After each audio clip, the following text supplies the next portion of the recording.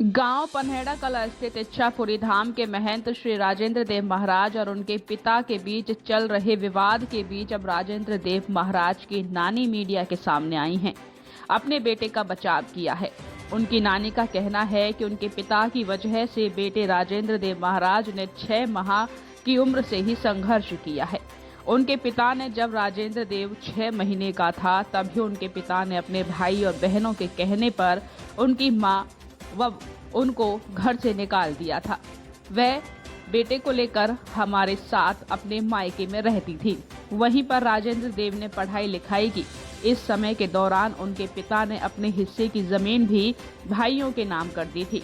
राजेंद्र देव ने दो नौकरी की, पूरे जीवन संघर्ष किया, लेकिन उनके पिता ने उनके लिए कुछ भी नहीं किया।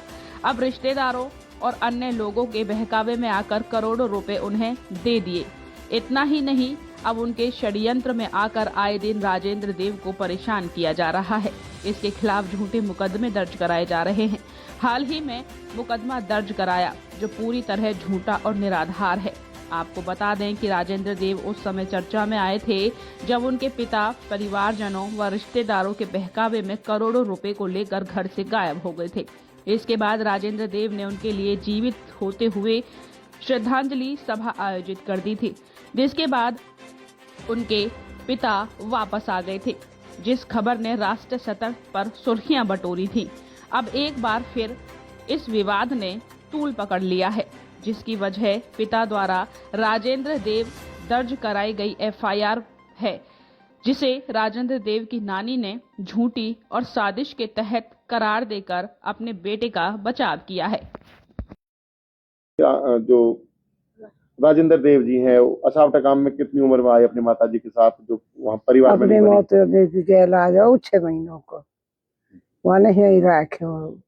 बाकी बाप के उनकी बने नो ही कतई वे न्यू के है कि भाई तू मेरो है ही नो, तू ऐसे आवारा तू तो जैसे गाना नो रखे। वो अपने माँ बाप उनके हमारे फेवर में ज्यादा और वे अपने बेटा घमंड में देख में ऊपर छोरा है को अब मेरे कोई क्या कर सके। ऐसे रही हमारे ही ढोल रहे हो, हम नहीं पा रहे हो, हमारे यहाँ पढ़े लिखे हो, ऐसे रहे हो। ब्याह शादी भी यहीं हुआ है। ब्याह शादी भी यहीं हुई, ऐसा हुआ। कुछ झगड़ा भी चला जमीन जायदाद का? जमीन जायदाद को झगड़ो चले हो आके बाप को और उनको हुआ दे नो उन्हों के भाई मेरी जमीन दे वो भैया के बालकन के नाम करे हुआ है हो तो वो भी बगदा अब मेहनत बन गए, वो बाबा जी बन गए। बाबा जी तो कहा देखो हमको खाता तो मेरी मम्मी जी हैं,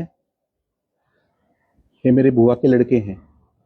ये बचपन में जो मम्मी ने पापा ने हमें बताया था कि कोई इनका बुआ जी का और फूफा जी का कोई आपसी झगड़ा था।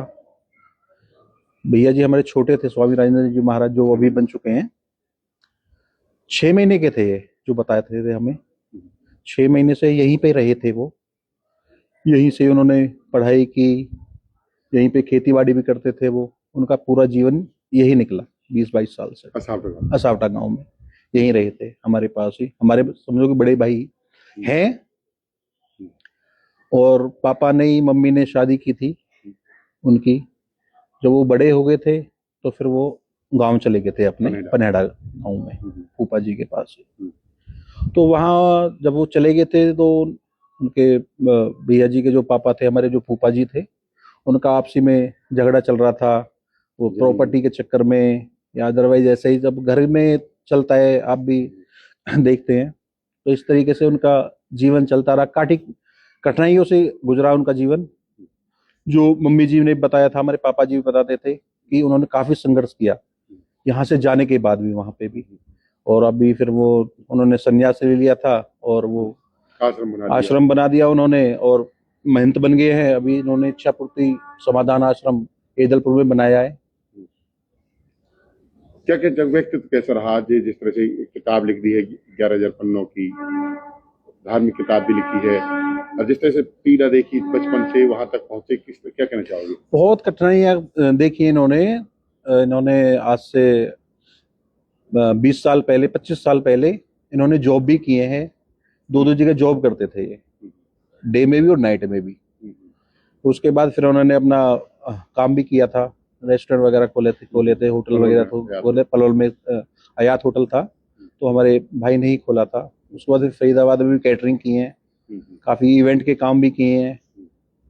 तो इन्होंने करते करते अपना बिजनेस करते रहे। फिर पता नहीं इनके मन में क्या चीज़ आई, क्या उमंग आई, उन्होंने सारा मोह माग त्याग के इन्होंने अपना एक किस्म से बोलते हैं ना, मैं देहाती भाषा में, घर को भी आश्रम बना दिया। घर को भी आश्रम बना दिया और आप खुद को अपने बाबा जी टाइप में, जो बोलते हैं ना महाराज जी, उस टाइप से महाराज जी वो बन गए।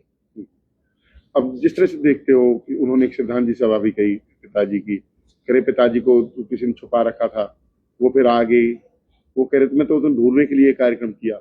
अभी भी उनका झगड़ा विवाद निपट नहीं रहा, क्या कहना चाहोगे? देखो जी, जो हमें भी बताया था कि करीबन वो जो फूफा जी थे हमारे, परिक्रमा लगाने के लिए जाते थे और हर महीने में 2 महीने में जाते ही जाते थे। वो तो ये बोले थे, मैंने बुआ जी को भी पूछा था कि बुआ जी घर में कोई बात हुई है क्या? उन्होंने बोला कि बेटा कोई बात नहीं थी, यहाँ से तो अपनी उन्होंने साइकिल उठाई थी और अपने कपड़े उठाए थे, वहां से वो परिक्रमा के लिए गए हैं वे। लेकिन उन्होंने जाने के बाद इनको 2 महीने हो गए, 3 महीने हो गए, 4 महीने हो गए, 10 महीने हो गए, उनका कोई पता ही नहीं चला था क्या है। ना उनके पास कोई फोन आता था, उनसे कोई टाई अप ही नहीं हुआ। फिर गांव वाले पूछते थे उनसे कि भैया आपके पापा कहाँ हैं, कहाँ नहीं है, तो पता नहीं उनके आपस में उन्होंने बोला था कि एक दिन उसने पता नहीं क्या मन में आया, उन्होंने बोला कि वो तो मेरे पापा मर चुके हैं, कुंभ के मेले में मर चुके हैं। हाँ, तो उस हिसाब से पता नहीं उनकी कोई प्रक्रिया हुई थी, तो फिर वो सामने आ गए थे वो।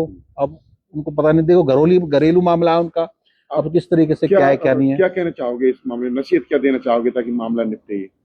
नियत यही है जी, हम तो एक ही चीज बोलते हैं कि फूफा जी घर आ जाएं प्यार से और अपने घर में अच्छी तरीके से रहें जैसे रह रही है। हमारी बुआ जी भी रह रही है, टाइम पे खाना खाओ पियो। बच्चे भी उनके पोते भी बड़े हो गए हैं, पोते पोती भी बड़े हो गए, घर में रहो आपस में मिलके।